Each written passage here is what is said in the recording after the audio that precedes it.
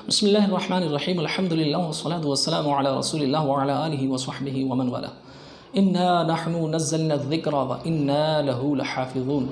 अल्लाह तबारक व तआला ने इरशाद फरमाया कि इस कुरान को हमने ही नाजिल किया है और हम ही इसकी हिफाजत करने वाले हैं। नाज़रीन, आज हम जिस मौजू पर गुफ्तगू करने के लिए जा रहे हैं वो मौजू आज चूँकि बहुत ज़्यादा इस टॉपिक पर गुफ्तगू चल रही है और हालात कशीदा तर होते चले जा रहे हैं। एक मुसलमान कहलाने वाले शख्स ने कुरान पाक की 26 आयात को चैलेंज करते हुए हिंद की सुप्रीम कोर्ट को जो है ये अर्ज़ किया है कि इन 26 आयात पर बैन किया जाए, यानी इन पर पाबंदी लगा दी जाए, इनकी तिलावत पर भी, इनके जो अहकामात हैं उन पर भी जो है पाबंदी लगा दी जाए।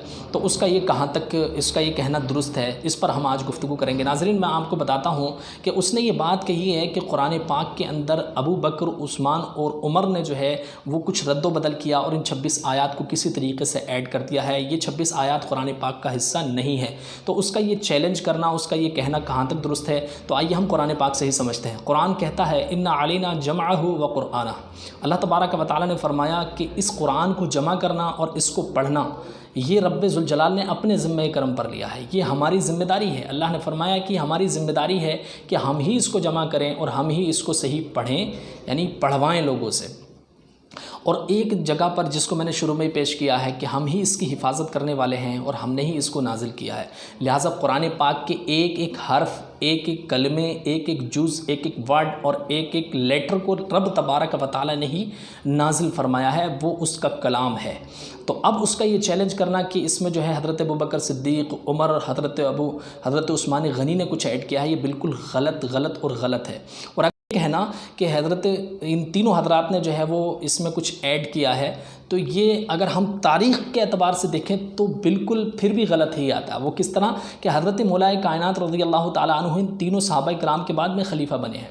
तो अब उसका ये कहना कि हज़रत अबू बकर सिद्दीक़ रज़ियल्लाहु ताला अन्हु या हज़रत उमर फ़ारूक़ आज़म या हज़रत उस्मान गनी ने इसमें कुछ ऐड किया है, तो अगर उन्होंने कुछ ऐड किया होता तो हज़रत मौलाए कायनात को भी तो पता होता, हज़रत मौलाए कायनात को भी पता होता। और हज़रत मौलाए कायनात की बात तो यह है कि उनको कुरान की हर बात का मुकम्मल तौर पर जो है वो पता है। आपको अल्लाह के नबी सल्लल्लाहु अलैहि वसल्लम ने इरशाद फरमाया अना मदीनतुल इल्मी व अलीयुम बाबुहा, कि मैं इल्म का शहर हूँ और अली उसका दरवाज़ा है। और इल्म सारे का सारा ये कुरान के अंदर मौजूद है। तो अगर उसमें कोई रद्दो बदल होता तो हज़रत अली को भी पता होता। लिहाजा पता चला कि हज़रत अली को पता है कि कुरान के अंदर कोई चेंजिंग नहीं हुई, किसी भी तरीके से कोई मसला नहीं हुआ। ये जो कुछ भी आजकल के कीड़े मकोड़े कर रहे हैं ये बिल्कुल सरासर हज़रत मौलाए कायनात की जो एक उनका नज़रिया था, जो उनका पॉइंट ऑफ व्यू था, उसके भी ख़िलाफ़ है, इस्लाम के पॉइंट ऑफ व्यू के भी ख़िलाफ़ है। कुरान के अंदर कोई भी रद्दो बदल नहीं कर सकता। उसकी हिफाजत की ज़िम्मेदारी रब्ब कायनात की, उसकी जमा करने की ज़िम्मेदारी अल्लाह तबारक व तआला की, उसको नाजिल करने की ज़िम्मेदारी अल्लाह तबारक व तआला की है।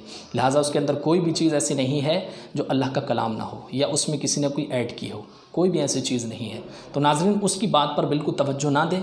उसका ये कहना बिल्कुल सरासर कुरान की तालीम के भी ख़िलाफ़ है, कुरानी आयात के भी ख़िलाफ़ है।